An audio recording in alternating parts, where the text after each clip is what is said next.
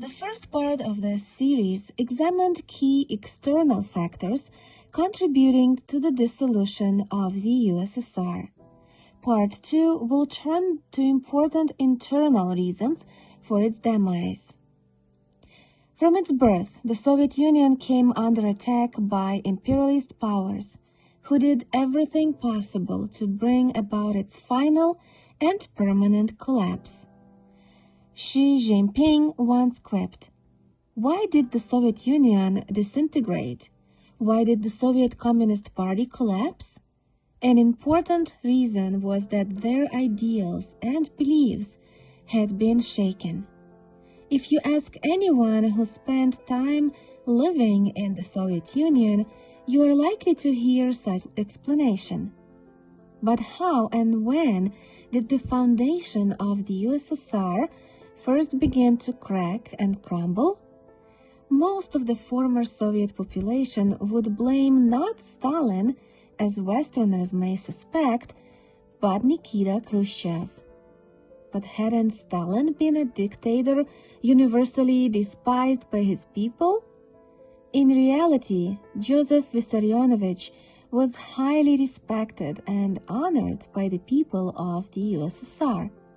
Harry Haywood, who witnessed Stalin at work in the Soviet Union, remarked, "When I was in the Soviet Union, it was pretty clear to me that Stalin was a man loved by the people.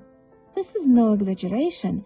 There was a tremendous sense of achievement and all-pervasive feeling that the country had made great advances, and the people attributed much of this to Stalin's leadership. I think this was true right up to the war and through the war. Now, when he died in 1953, there was a big trend to the right throughout the world. Khrushchev and his cronies were part of that trend. They had to attack Stalin to achieve their own goals. With all that prestige the man had built up over the years, they really had to vilify him."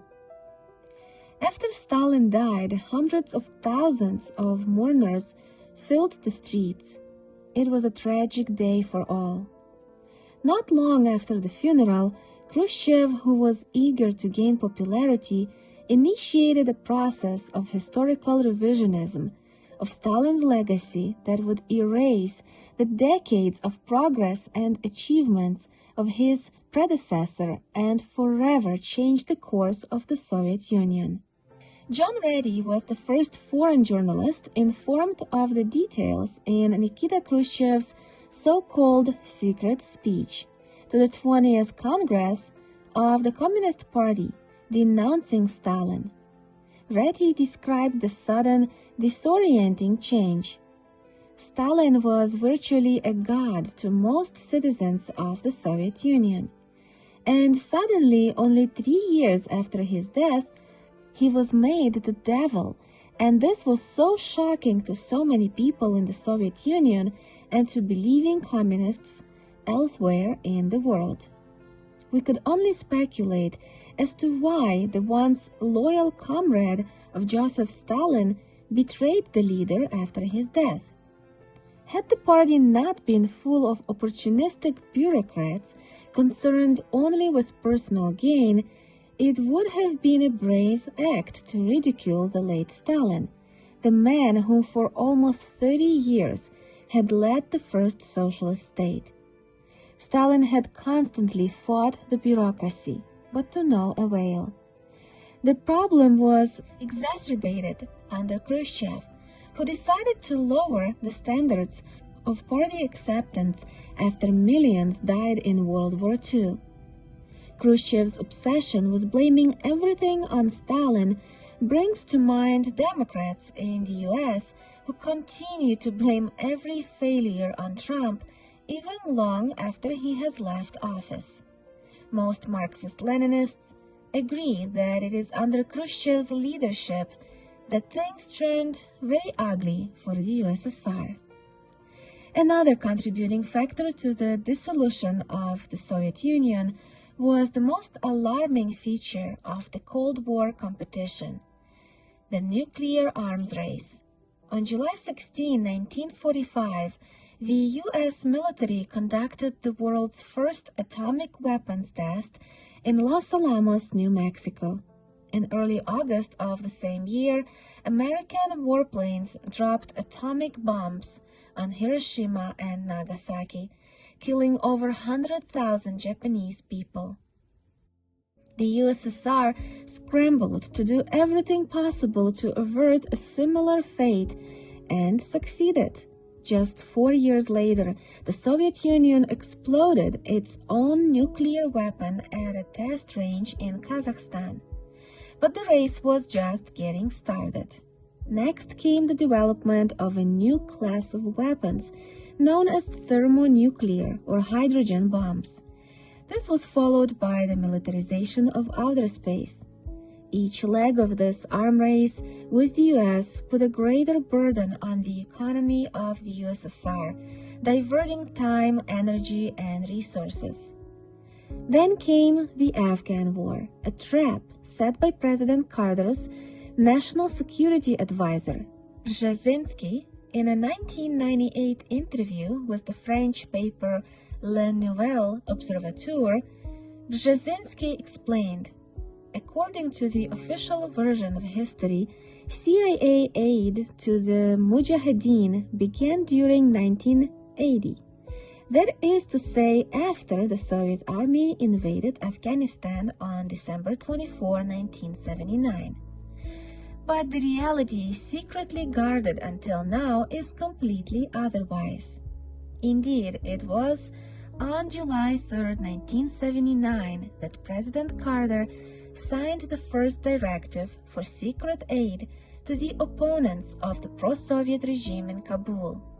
And that very day I wrote a note to the president in which I explained to him that in my opinion this aid was going to induce a Soviet military intervention.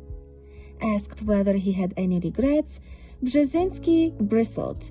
Regret what? That secret operation was an excellent idea. It had the effect of drawing the Russians into the Afghan trap, and you want me to regret it?